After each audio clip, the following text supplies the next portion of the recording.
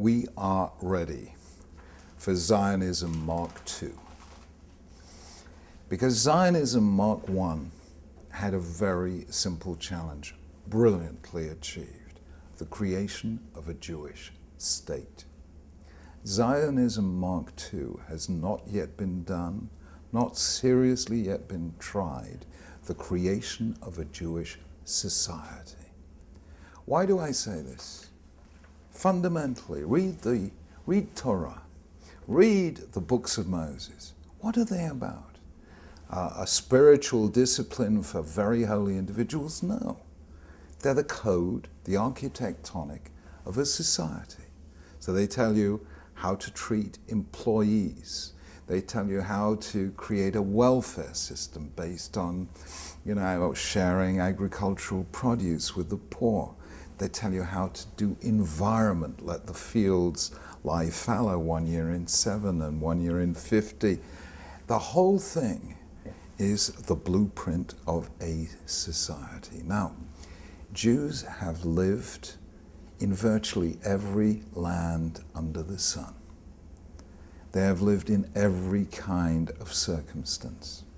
But in 4,000 years, there was only one space on the whole of planet Earth where they had a chance of creating their own society in accordance with their own values, and that is the state of Israel.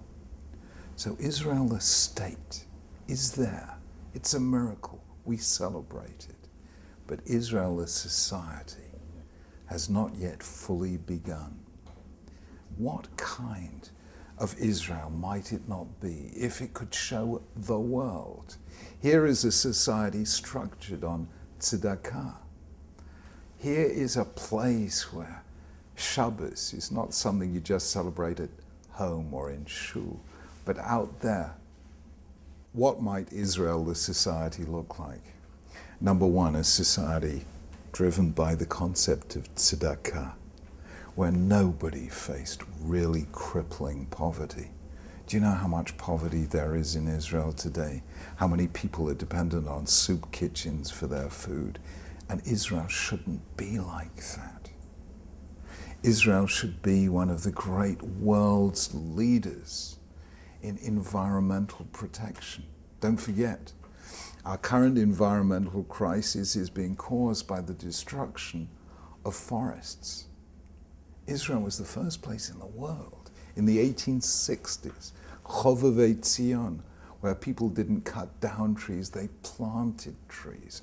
They took a barren landscape and made it a landscape of fields and forests and farms. Israel should be leading as the world's example of environmental concern.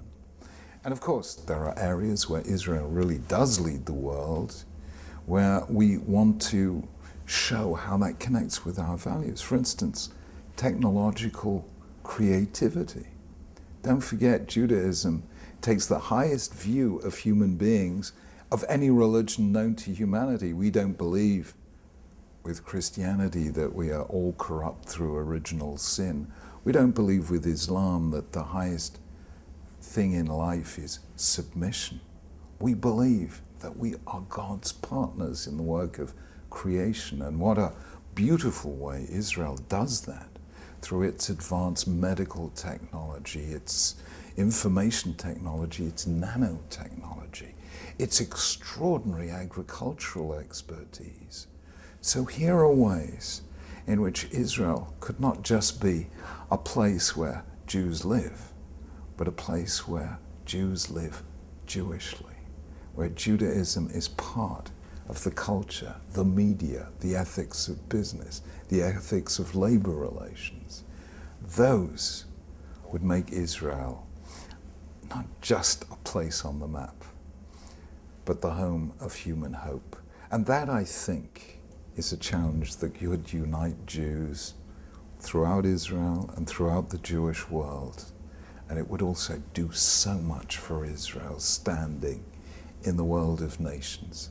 Because whatever the politics of the situation, you want to see what a small nation with no natural resources can do, go to Israel.